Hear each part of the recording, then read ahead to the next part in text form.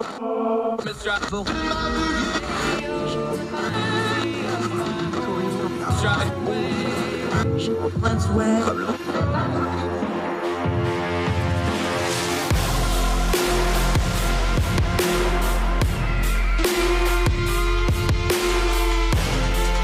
your host, Andrew Donaldson.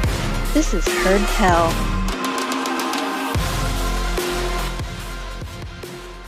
Welcome to Heard Tell. This is going to be good. Been wanting to talk to him for a long time. One of those things that comes to doing programs like this is when you have somebody that's specialty in their field, like our economist friends we have, they start talking about other people and they go, hey, you should get this guy on the show. This is one of those guys over and over again. They tell us, our friends like Stephen Popick and them, they're always like, you need to get this guy on the show. And here he is, Joe. See, I was practicing and now I forgot already. Politano. Joesph There we Politano. Go. All right. All the Youngstown branch of the Donaldsons that spelled the name wrong and married into the Italians are all cringing right now. Joesph Politano. See, I still can't do it. Joesph Politano is joining us. He knows what he's talking about, even when I don't. He's an economist. He has a great Substack that has now gone full time. We'll get into that in just a minute, sir. So grateful that you gave us the time today. Good to finally talk to you, buddy. Yeah, it's great to talk to you too. I'm very happy to be on here. I'm thankful that you had me on, and I'm thankful to be highly recommended.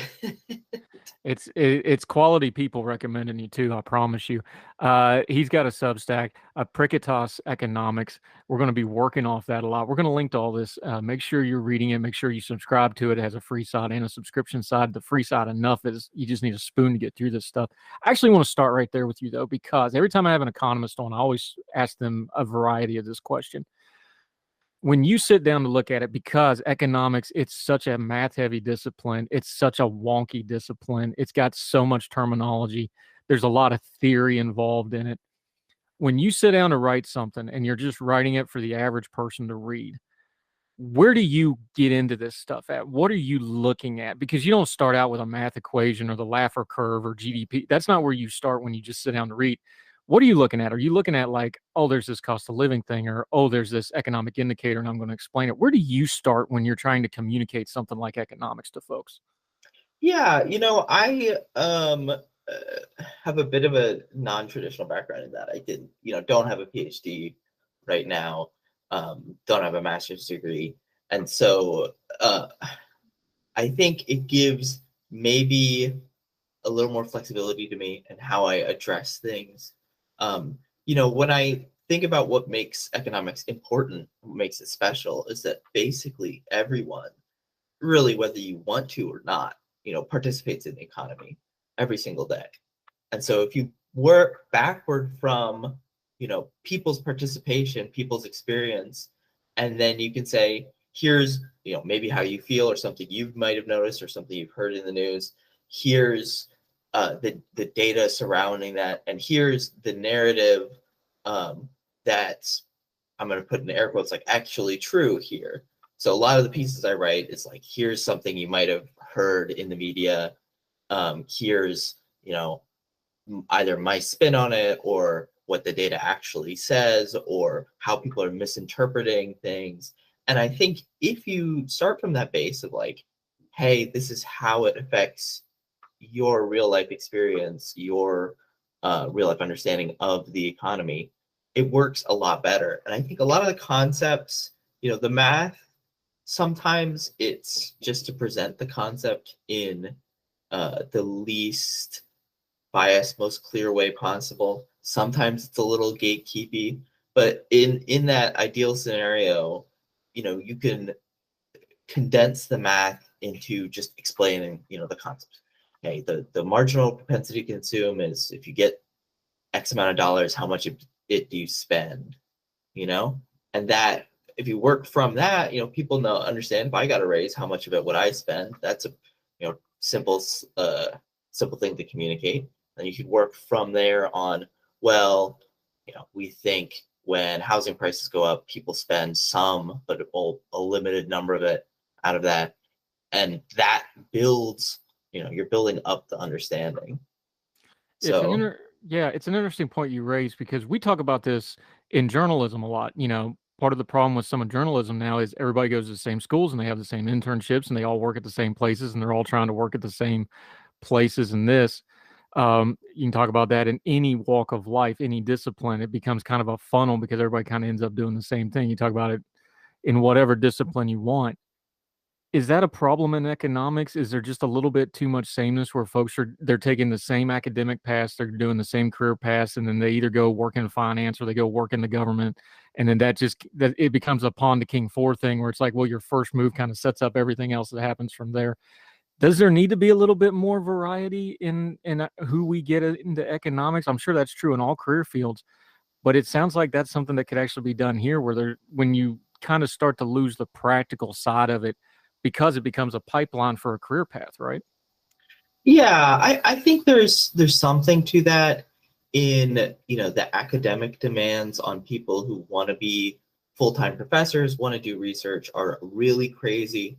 And there's lots of people I know personally who I view as, a brilliant, hardworking, accomplished experts who don't or can't get the PhD. And that locks you out of a whole series of, systems. And I think especially on the media side, if you're saying, I'm an economist, I'm trying to communicate to the public about something, you end up like self-selecting away a lot of interesting perspectives. If you're someone who is extremely successful within the academic sphere, you don't do media tours because you're so busy. If you're someone who doesn't make it in the academic sphere, you go on Wall Street, like you might be very accomplished, but you're not going to talk to people about what you do or, what you think the economy is in a public way. And so you end up with only a certain subset of people within the narrow subset of economics professionals who are like, writing consistently, talking on television, trying to communicate their ideas. And I think that's a group that's growing. I think that's a group that's like getting better in the sense that it's incorporating a wider range of perspectives and backgrounds.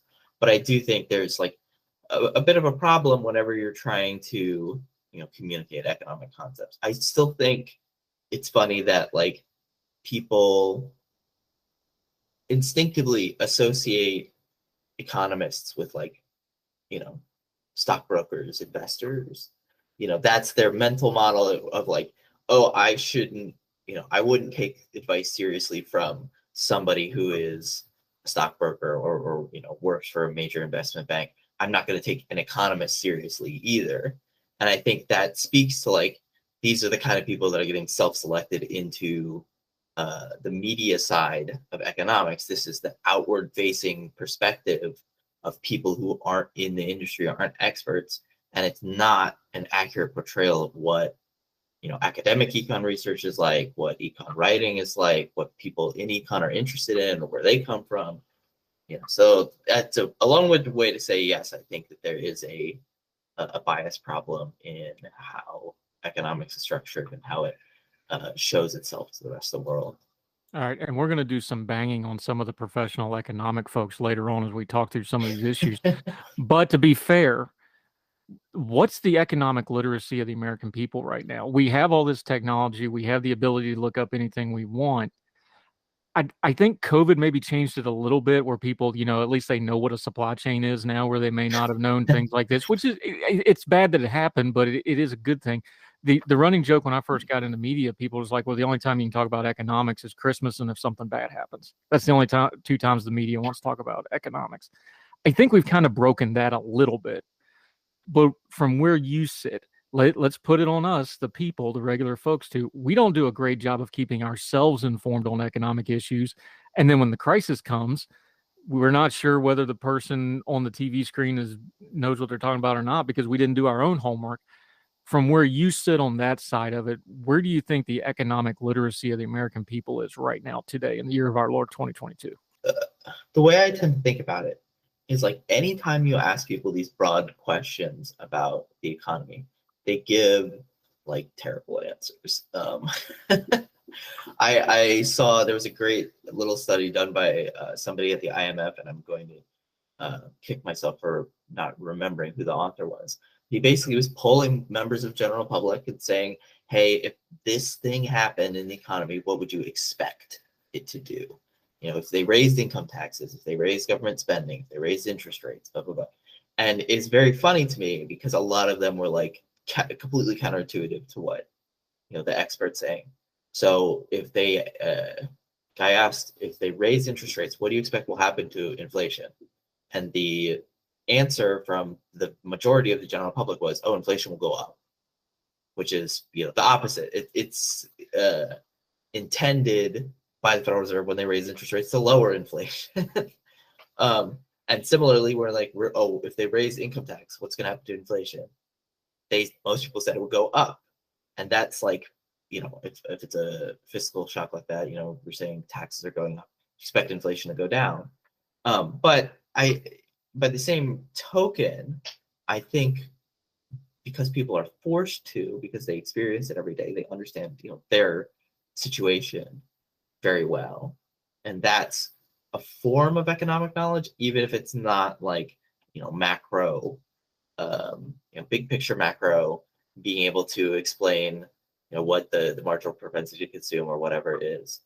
And I think, you know, there's something to be said for this idea that if, you know, everybody knows their area really well, you sum up to something that gets closer to economic knowledge. Yeah, Joesph Politano joining us. We're going to take a quick break, come back. We're going to go into some of the issues going on today, but we're going to do what we always do. We're going to back up and try to find out how we got here, because economics is one of those things that happens on a timeline. We're going to dig through it. We're going to use housing, try to tie a lot of things together talking about housing, because that's the number one outlay most people have. So that's their biggest economic thing that they deal with. We're going to walk through a lot of this stuff more from the outstanding Substack he writes, the Apricatas. I'm going to get it right one of these days, economic Substack, which we'll be talking about more with our friend Joesph right after this. Heard Tell continues.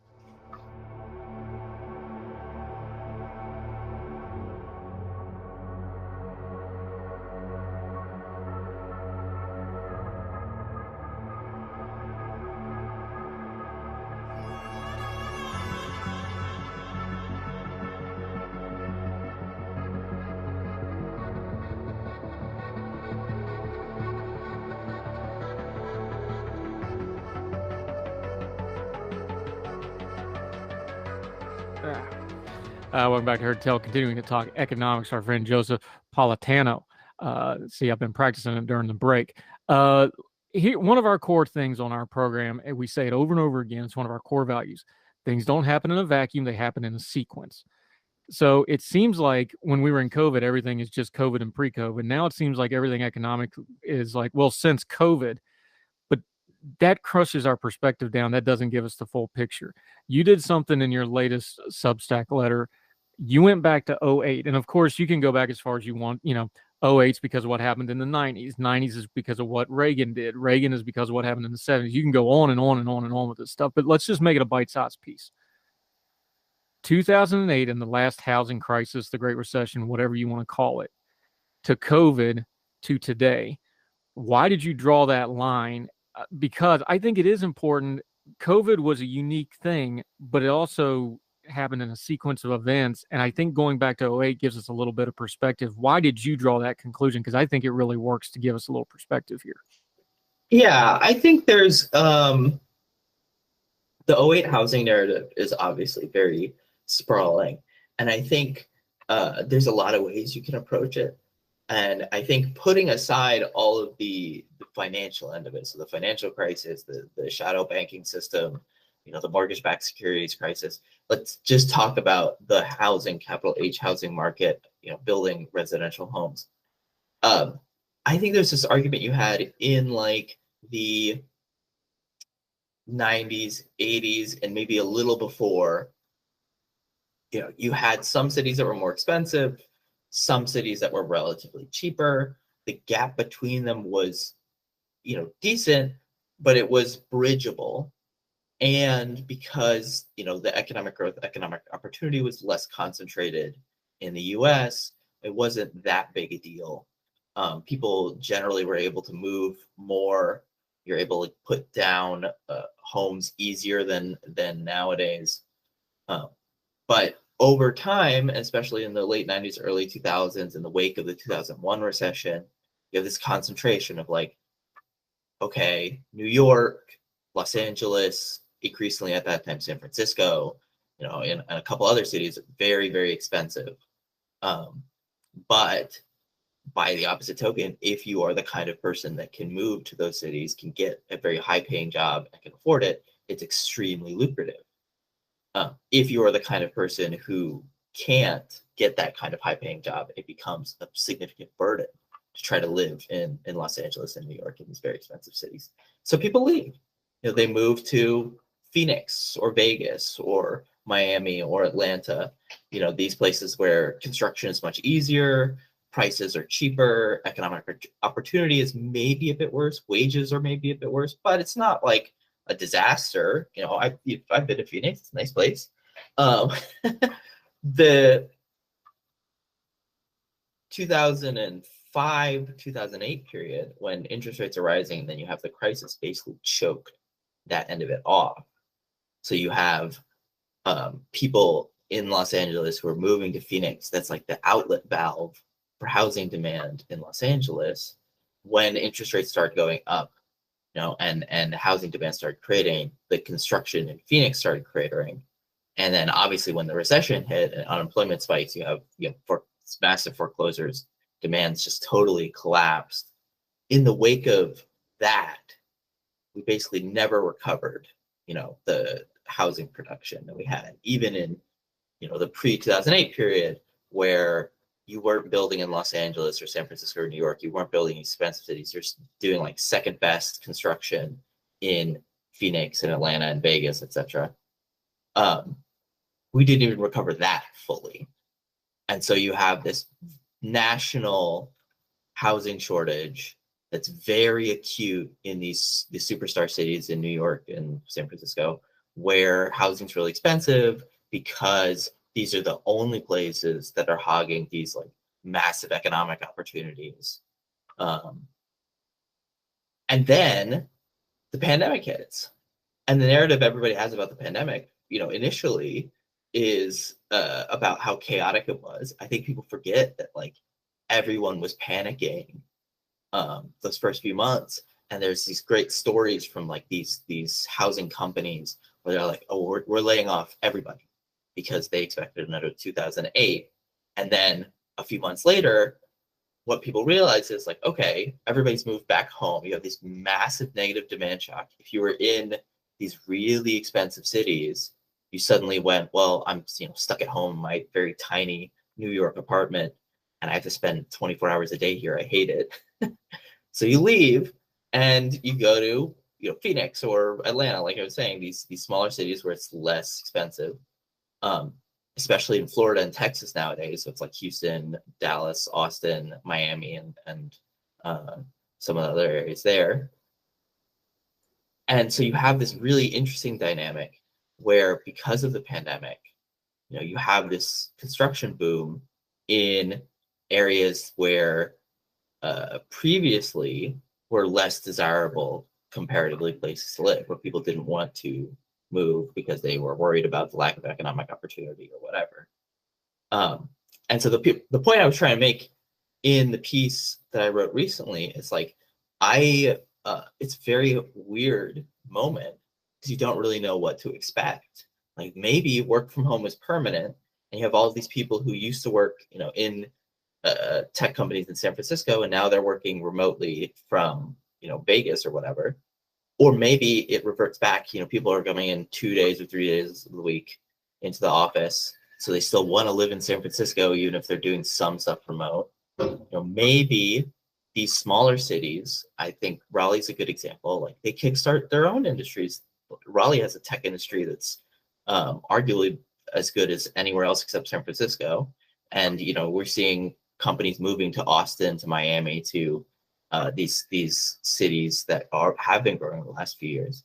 And so the other thought you have is like, okay, maybe we have this superstar phenomenon. Maybe a lot of the economic opportunity is concentrated in a few cities, but there's no iron law that those cities have to be New York and San Francisco. Maybe the 2020s, you have economic opportunities concentrated in, Austin and Atlanta, and that's exciting because I don't really know. I think people have forecasts, but I don't have any answers yet because of how crazy the housing market's been over the last few years.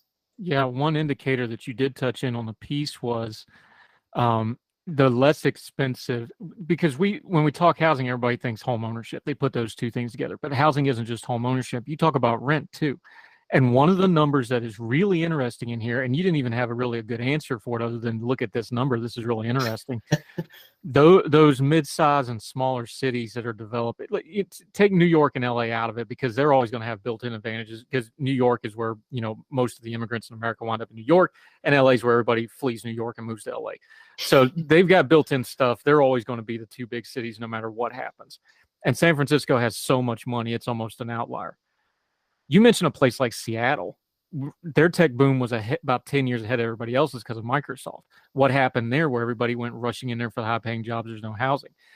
Now, you talked about places like Austin, places like Phoenix, places like Atlanta, places like Raleigh. The housing prices are staying pretty good, but what you saw all of a sudden now is the rent has gone off the chart. And the rent in those superstar cities went way down and kind of cratered out a little bit. It's come back up. But the rent situation, even in the quote unquote affordable cities to live in, the rent situation has really changed. Those two things go together. So when you got a developing place like a Raleigh, for folks that don't know, Apple and Amazon are both putting headquarters in Raleigh. It's a happening place.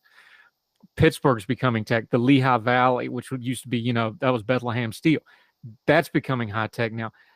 We're seeing a trend now where, these are affordable housing prices, but when those jobs go in, the rent goes way up. That's a housing issue too. Yeah, and I think it speaks to this fact that you have, you don't have one market, even though sometimes people want to imagine it that way in the U.S. You have like thousands of interconnected local markets, and it's very hard for people to absorb these like migration shocks that happen fundamentally because we've made it too expensive to live in basically any major city in America. And the stat I was looking at that's really crazy. It's like the rent prices are up about 7% over the last year in the whole US. But if you look at like some cities, in Phoenix, it's up 21%. Atlanta, it's up like 15%. Miami, it's up like 17%. That's, crazy. And if you're somebody who was living there before the pandemic, that is appreciable expense for you. That's a very difficult thing to make work. All of a sudden, a 20% increase in rent over 2 years functionally. And there are cities that we see, especially the ones in Texas, that responded. They have less rent growth because they built so many homes, and they've built more in response to what's been happening since the start of the pandemic. But there are also a lot of cities that, even though they're small, even though they're affordable, it's not because they were building a ton of housing or because it's easy to build housing there. It was just because of what the job market was like, what the amenities were in that city. So it's a very crazy time. Yeah, Joesph Politano, because I keep trying to say Pantone because those are our Italian cousins. I keep conflating in my head. We're going to continue. We're going to use housing to talk through this economic stuff because that's something everybody can relate to. We're going to get into some of these numbers. He's got a shocking statistic on housing building. The state that is permitting more new housing builds, going to surprise you a little bit. Also, continuing to talk about housing in general, the economy in general. We're going to ask him some tough questions and see if he can get them so even I can understand him here in a minute. Joesph Politano. See, I'll keep working on it. Joesph Politano of the wonderful economic blog. We're going to keep talking about it. One more quick break on Heard Tell right after this.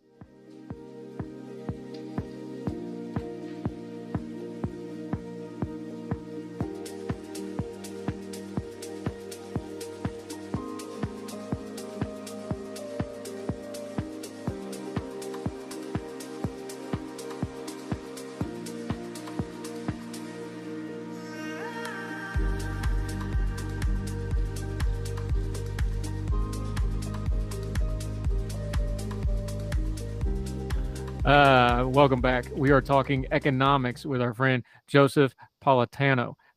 We are using housing as a thread through a lot of different stuff here because housing is the most expensive thing for most people. There's a stat that you have in your latest Apricotos blog that, well, it's a Substack. I shouldn't say so. The Apricotos Substack. This blew my mind. Raleigh and the Research Triangle area, talking about North Carolina, we just talked about this. They have Apple's got a headquarters in there. Amazon's got a headquarters in Lenovo, the laptop maker. Their headquarters and one of their manufacturing facilities is there. This is a very up and coming city. North Carolina now permits nearly as many housing units as California. North Carolina has a third of the population of California and much more spread out over a larger area. You know, you got a couple urban centers, Raleigh, of course, Charlotte, Fayetteville, a few places like that. But that's a shocking statistic when it comes to housing. Yeah.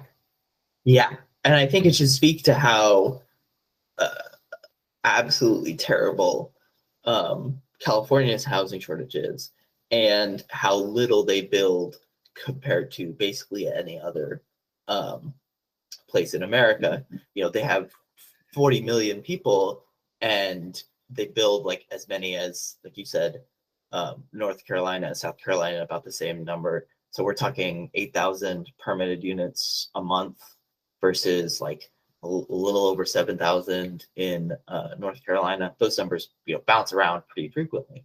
But the point is like, yeah, there are some parts of America that just do not build anywhere near the necessary amount of housing.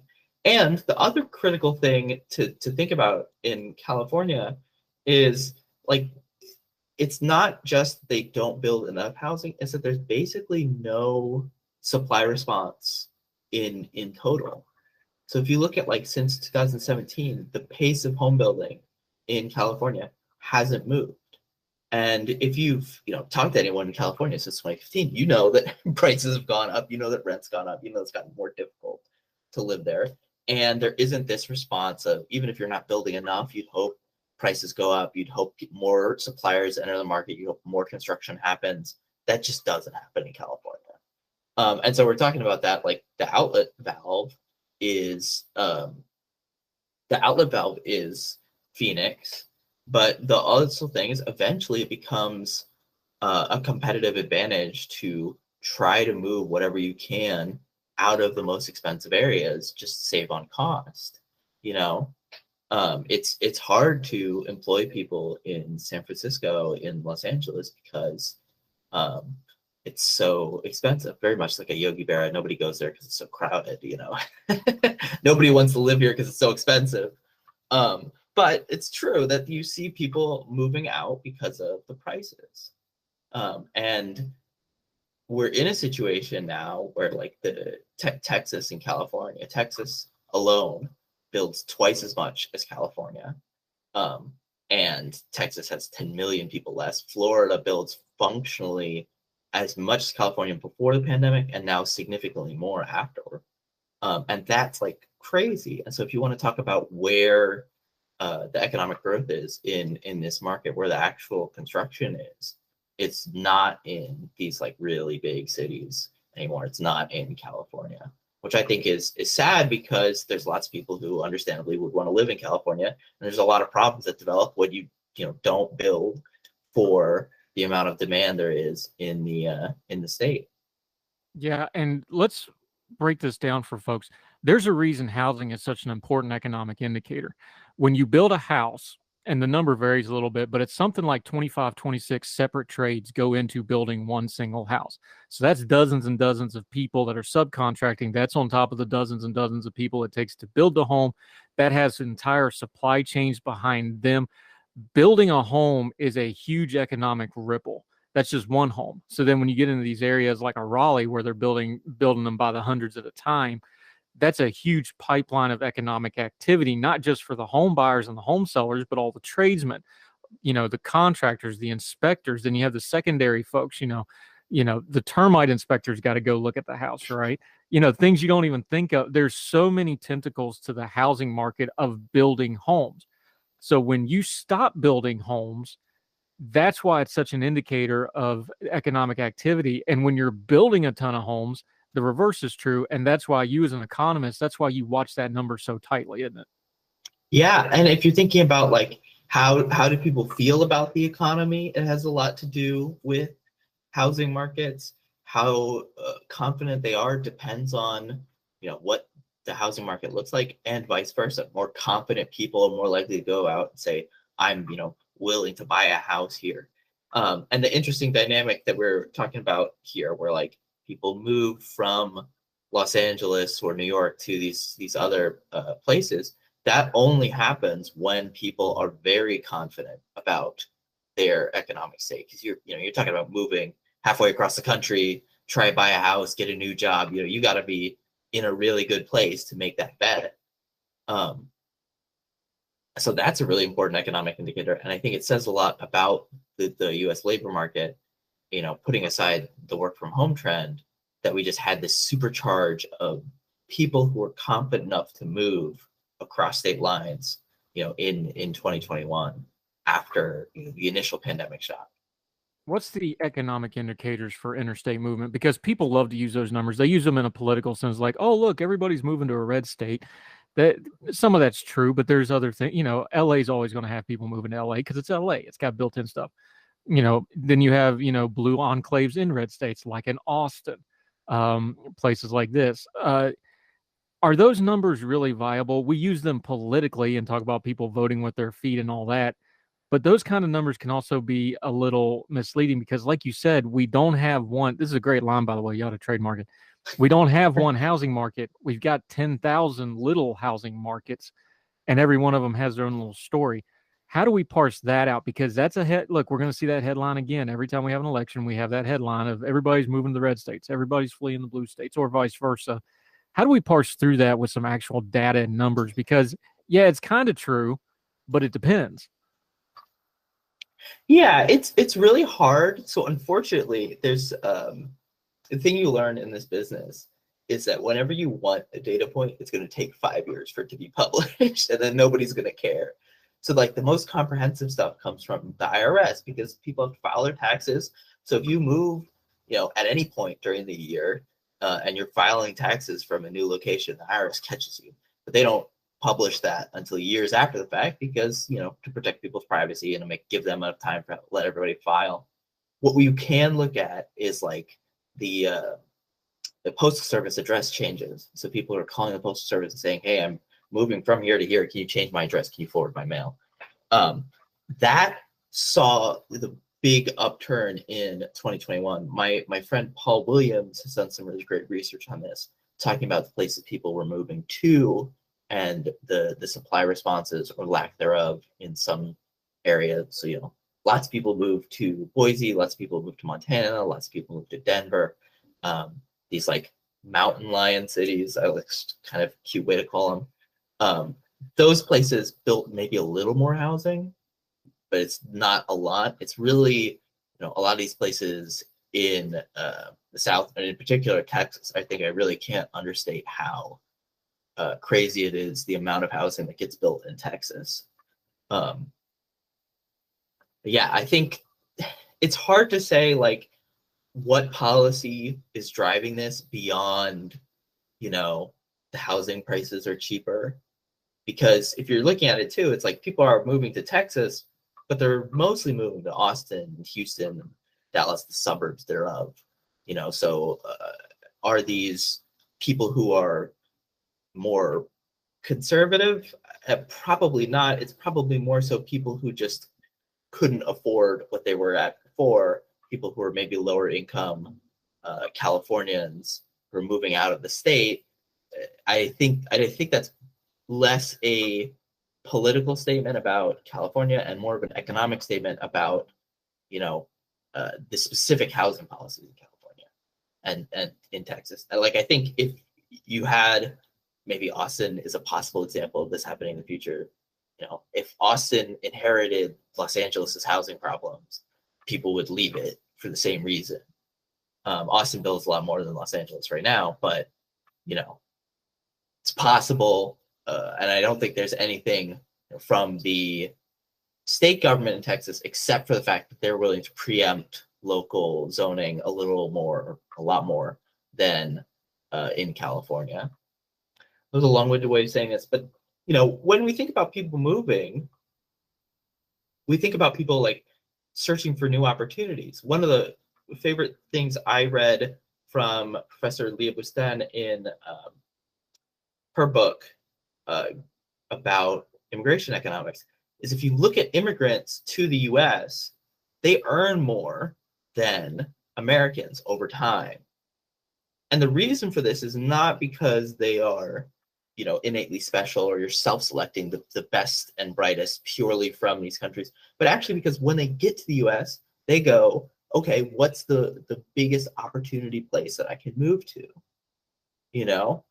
And if you're in America, you're born in America, you have some ties to your local area.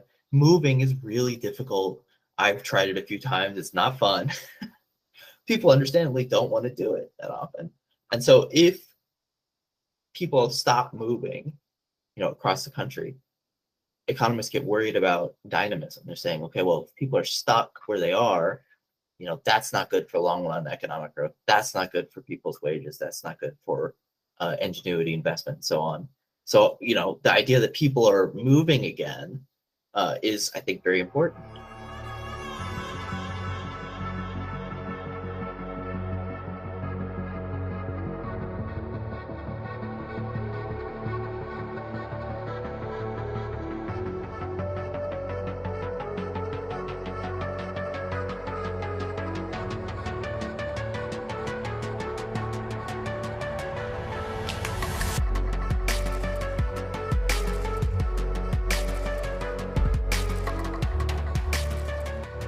Joesph Politano joining us.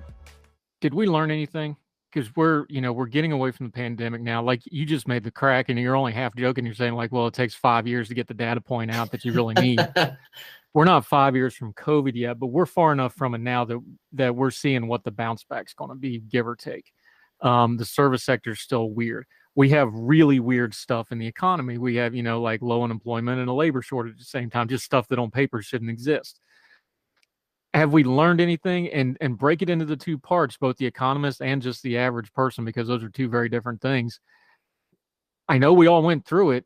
I know it was loud. I know we all had some pain, but did we learn anything? I think so. I think, it's hard to write history as it happens. It's hard to forecast. It's especially hard to forecast in the middle of something like this, in the middle of a pandemic.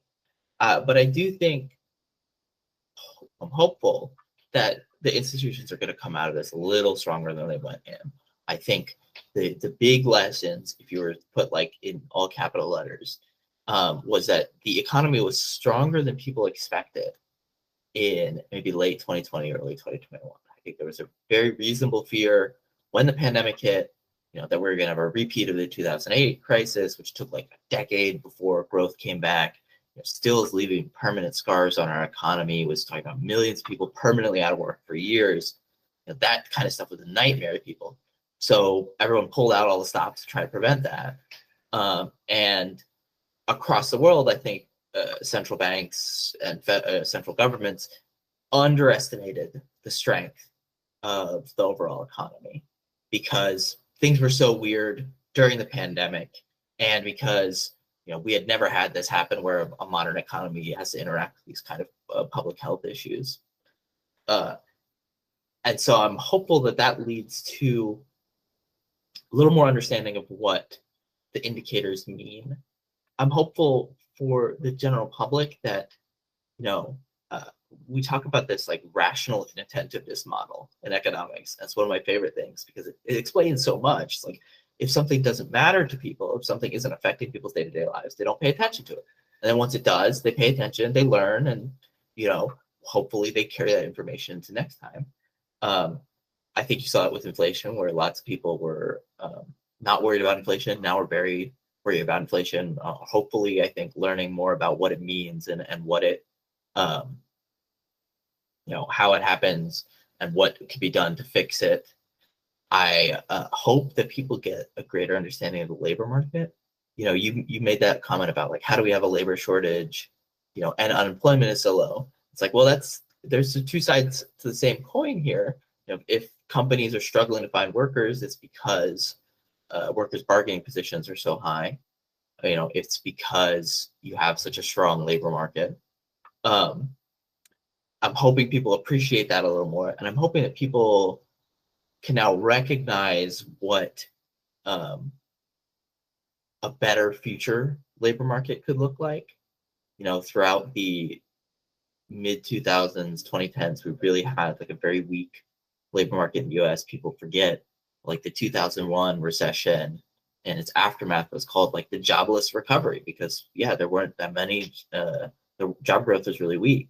And job growth was, of course, really, really weak in the wake of 2008. Now we're seeing it very strong.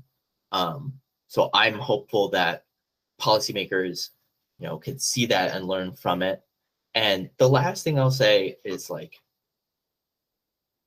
things were kind of easy before, jokingly, where if you had come to me in like 2012 and said, Joey, what's the problem in the economy? I would have just told you, there's all these people out of job. There's not enough demand. If you boost demand, you're going to get more people back in work. You're going to get production up. It'll help, and that slack basically meant that whatever you did in the economy, whatever, central governments, federal governments were doing to boost the economy was effective, regardless of whether it was efficient, because there was just so much unused capacity. So many people were out of work. Now we're in a situation where you're like, okay, there's a labor shortage, the answer to that has to be, how do we improve people's productivity? How do we use the resources we have to produce more, to earn more as a country, as a global economy? And that's a much tougher question than just like, how do you boost output? And so I think it's going to be, I'm hopeful that more places are going to have to deal with those like productivity gains rather than just output gains, and that will, embed in them a little more search for productivity, search for efficiency in policy. Joesph Politano joining us. Is part of this, though, you just touched on this. Part of that productivity thing is technology has changed. We now have the ability to you could work from home before, but you can really do it now. Like the way we're talking right now, you wouldn't have been able to do this 10 years ago. Working from home, the gig economy, having side hustles on top of your main job has gotten easier for folks to do. Not that the work's easier, but it's just easier to do it and set it up yourself. Is part of the problem here because, God bless them, I'm not even judging them, but we still have, politicians going out on stuff and talking about bringing back the manufacturing jobs, which aren't coming back because we're a service-based economy now, and they're not going to go out and say that. Is part of this that if the politicians are that far behind, our economists may be just a little bit behind on getting new nomenclature and new data sets on the fact that the technology is moving so fast now? We may have to redefine some of those productivity models to fit things like remote work, like side hustles, like the gig economy. I got to imagine for you folks where, you have this discipline, science of economics, there's going to be a pretty long learning curve on how to start factoring those things in a productive and, more importantly, an accurate way, isn't there? Yeah. And I think there's a difficult interaction where like, the pace of technology always moves faster than the pace of research, than the pace of government statistics, just by virtue of how they're structured. And so it is really hard to get any kind of gauge on things like that. So I'll give you an example. The Bureau of Labor Statistics, they collect all the unemployment, employment, jobs data in the US. They saw this coming. They were like, okay, people are working for Uber, for Lyft, for these gig economy jobs. They're jobs, even though they're not counted by Uber. Uber doesn't keep a tally and report to the government how many drivers it has. So we got to find a way to do that. So they did this big survey of thousands of workers across several months. Sorry, I got like probably the fire department here. Thousands of workers across several months trying to gather like what are electronically enabled work, I think was the phrase they used. And when the survey came back, they were like, oh, this is this isn't working. They said this in the release. They were like, nobody understood what we were asking them. We had people who were police officers or doctors who were saying, yes, I do electronically enabled work. I'm a gig employee. And you're like, no, we're not asking about you. And so there really isn't great data on like how many people are participating in these kinds of jobs. And the couple things you can look at are like, if you look at business formation. So when I started my company, you have to file with the IRS, stuff like that. That's way up, since the start of the pandemic. So I do think there's been an uptick in people at least trying to earn side income through self-employment. And if you look at like the surveys of employers surveys of people that are a little biased, because people don't seem to understand the question well, and it's a little confusing. But if you ask, if you looked at the share of people who said they were self-employed, that rose pretty significantly during the pandemic and then came back down. So it's very interesting to me. It's like, I think very plausibly that lots of people in 2020, 2021 were working basically full-time for gig platforms. Can I give you an accurate number? I have no idea. Can I say how much money they're in? No. And that's like a really difficult thing to say. And maybe in 5 years, when the IRS records are released and anonymized, I can look at it and say, well, it was this much. But that doesn't really help you because you're trying to plan for the here and now. Yeah, it's very difficult. That's the moral of that story. Yeah. Joesph, I'm not going to call him Joey because he's a very serious guy talking on a serious topic, and I just can't do it. Politano joining us. Okay, for the average folks though, because you're trained, you know how to do this. When you look at a news story, let's say something hits, GDP went down, inflation, CPI, one of those great numbers that people talk about. When a headline hits, what do you do to get past the headline and the noise and to get to whatever is really important? And this is for folks like, how can we improve our intake on economic issues? So when something hits, like, just picking something, inflation steady month on month or quarter to quarter or whatever the case may be, just take a headline like that. How do you go to start looking at that to see like, okay, is this a valid headline? We just saw this with the, hey, inflation, hey, no more inflation. It's like, well, no, inflation didn't go up. It didn't go away. It just didn't go up. You can make the numbers say anything you want. You can put them on a chart, make them say anything you want. How do you start going past a headline and looking at, is this good information? Is this bad information? So that the rest of us can kind of learn to kind of turn that noise down and get into economics in a more productive and healthy way. Yeah, it's very difficult because I think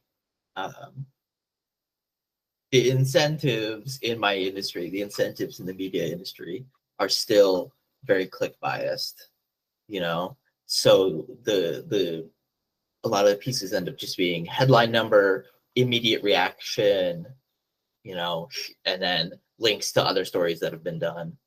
I think the thing to always remember is like the month-to-month releases are always really volatile, and they always have volatile components within them. When you were talking about inflation was 0% in August, I think that was gasoline, which is like the most volatile price there is. It goes up 20% in a month sometimes. Does that matter for the economy? Yeah, but does it really tell you about like where is inflation going to go next month? Not necessarily. And so I think the biggest recommendation I have is just to try to disaggregate. Try to say, here's the headline number. I'm going to go try to look at the components. And I think that's a lot of the value I try to add in my writing is just saying, here are the components. Here's how this is built. Here's how things are adding up together. And if you look at that, some trends become like pretty obvious. And so we're talking about inflation. You could just add up the contribution by category. It takes a bit of annoying math, but you could do it. And I think then this very clear narrative emerges where like in 2021, a lot of the inflation was durable goods, cars, furniture, things like that. it was a lot of food, and it was a lot of energy. And since 2021, those components have they haven't gone down in price that much, if at all, but they aren't increasing at the rapid rate they were in 2021. And really, the story is about housing prices, it's about restaurants, it's about other components of inflation. That's really important, but it's not something you're going to see if you just look at like the headline number. I use just because for people in the audience who like maybe aren't familiar, wondering how to do this, I think the best resource is the Federal Reserve Economic Database. It's FRED. It's really easy to remember. It's the St. Louis Fed. They put this big database out there. There's like probably a million different data points, and you can just search and say, okay, what is CPI for this component, for rent, for full service meals, restaurant meals. What is it in my city? Because it's different everywhere across the country. And we were talking about this earlier. Like, yeah, if you're in Phoenix right now, your inflation rate is probably double what it is in New York, maybe even more. That's important, but it also gets hidden in the headline number. And I think when you look at the components like that, a lot of narratives become easier to criticize or easier to understand. So it gives you a more grounded perspective when you're working from like the bottom up like that.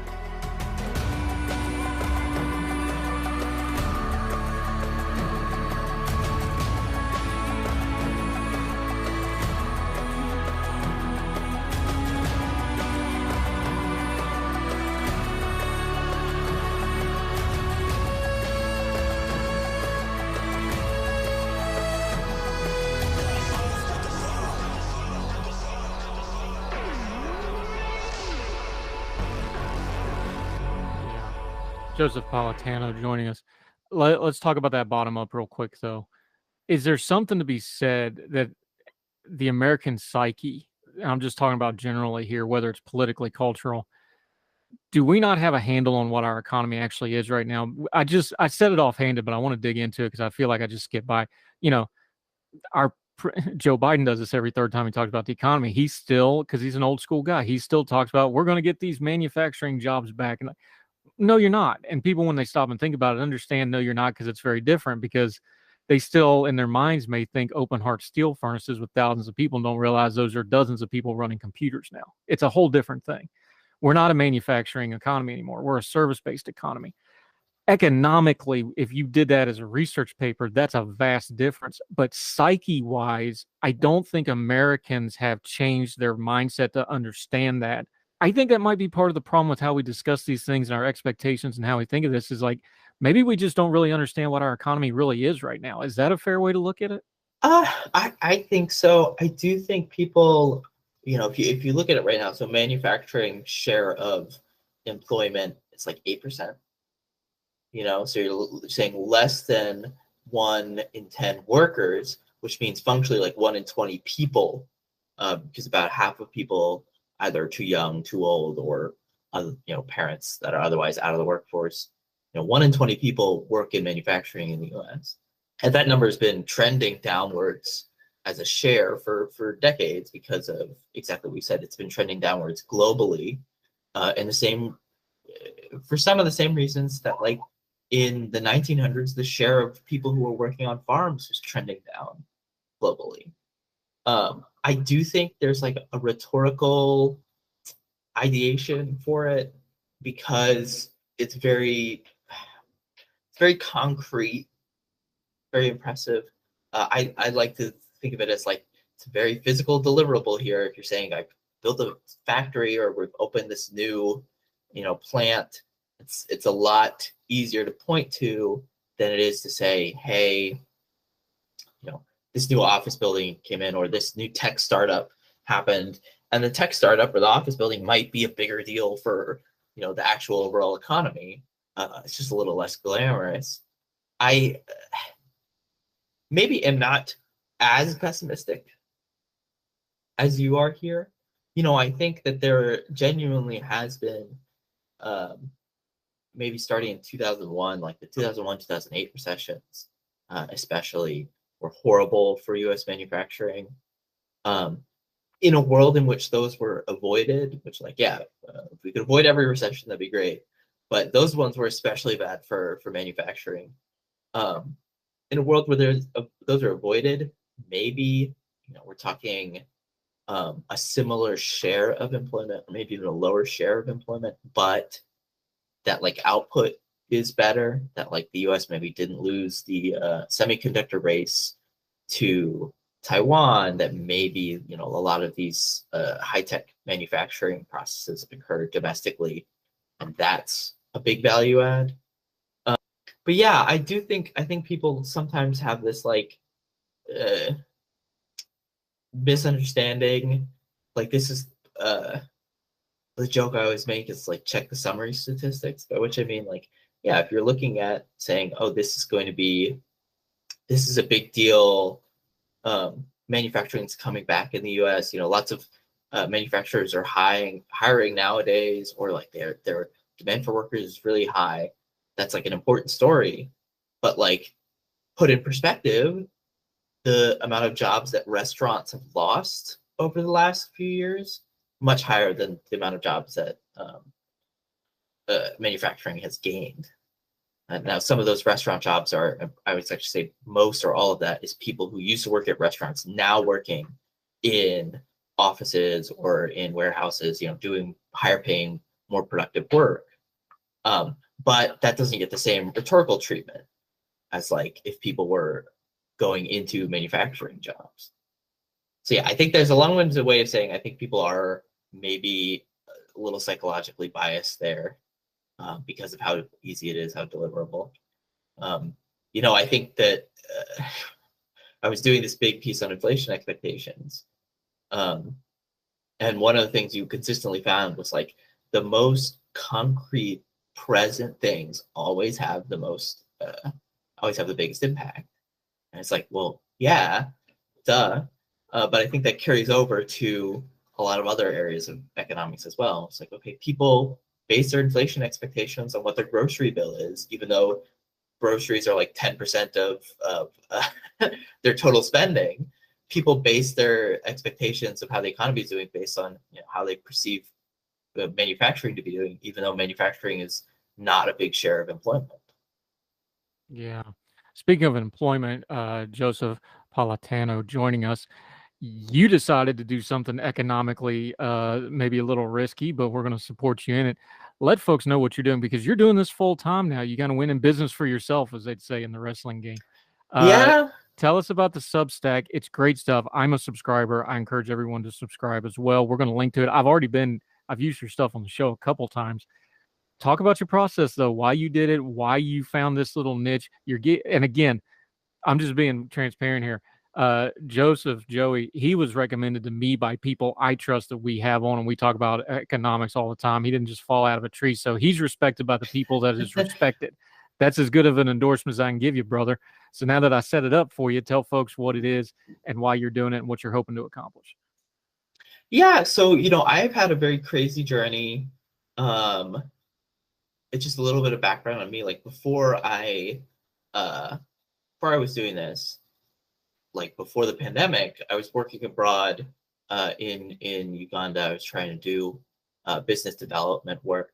When the pandemic hit, I got bounced back here. I was working full time in Washington, D.C.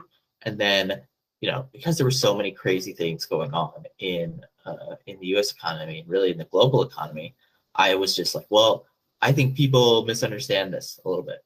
I think I should say something, because I think people aren't quite, getting at, I have some value to add here if I were to just write. And eventually, a lot of people will tell you this, once you start writing, it becomes like a self-fulfilling cycle. People, tune in, they're giving you feedback, you're improving your skills. So over the last year or so, I've been writing very consistently about, everything that's going on in the economy on my newsletter. And a couple months ago, I decided, I was just looking, I was like, there's so much I want to say, and I can't say it all if I'm, doing this halfway, if I'm like trying to juggle this in between my quote unquote real job. And so I decided, I was like, okay, I'm gonna be able to write more. I'm gonna do this full time. So it's like a subscription newsletter. It's like you mentioned at the very beginning of the show. I write these free pieces the same way I've been writing free pieces for a year and a half, trying to communicate like what's the most important things going on in the economy. And then I just a little over a week ago kickstarted like the paid side of it. So going more in depth on some of the data that's important for decision makers. And I will say I felt very blessed by the response from people like you, from the readers, from everybody online when I made this leap. I had a number, because anytime you start a business, you got to plan ahead. Like I had a number where I was like, if I hit this number, I'm going to keep at it for a year, because I know I won't run out of money by next spring. And I hit that number, already. So I'm, ecstatic about that. Yeah, and we're happy to have your voice. We always like independent voices and helping the platform. It's good stuff. Support him if you can, but definitely, if nothing else, get that free thing. You're going to have stuff you're going to want to share on your social media. That'll do as much good as those paid subscription in a lot of ways. Get it out there for him. Appreciate your time. Let folks know where they can find you on social media, and let them know where they can find the Substack, my friend. Yeah, so it's Joesph Politano. So it's just on Twitter, which is the social media, of course, I use the most. It's just at Joesph Politano, Politano. And then the newsletter is apricotas.io, and that's spelled with a C. So it's apricotas.io. If you just look up Joesph Politano newsletter, it'll also come up. The unpronounceability of the name is a core part of the brand, but it does make things a little bit difficult. Yeah, it's funny. I joke with people when we're working with the young folks that we mentor. I tell them all the time, like, the really funny thing is you spend all this time on branding, and actually, if they just Google my name, it brings everything up faster than the branding. It's just one of them things. Yep. One of those things. If you're watching on YouTube, his social media handles are all right there on the screen on the lower third graphics. If you're listening on the podcast, this will be in the show notes. We'll link to all of it. Like we always said, read it all for yourself. Make up your own mind. A lot of good stuff in there. Now that you're free and doing, let me tell you from experience too, this not working a real job thing, I work way more hours than I ever did at the real job. I know, I'll tell you that from experience. But having said that, since you're working 16 hours a day now trying to scramble and get your hustle on, we're going to get you in the regular rotation, have you back real soon, my friend. Joesph Politano, thank you so much for the time. We're going to make you a regular. Look forward to talking again real soon, my friend. Thank you. It was a pleasure to be on. Yes, sir. Thank you. All the music on Heard Tell is provided under a Creative Content license from monstercat.com.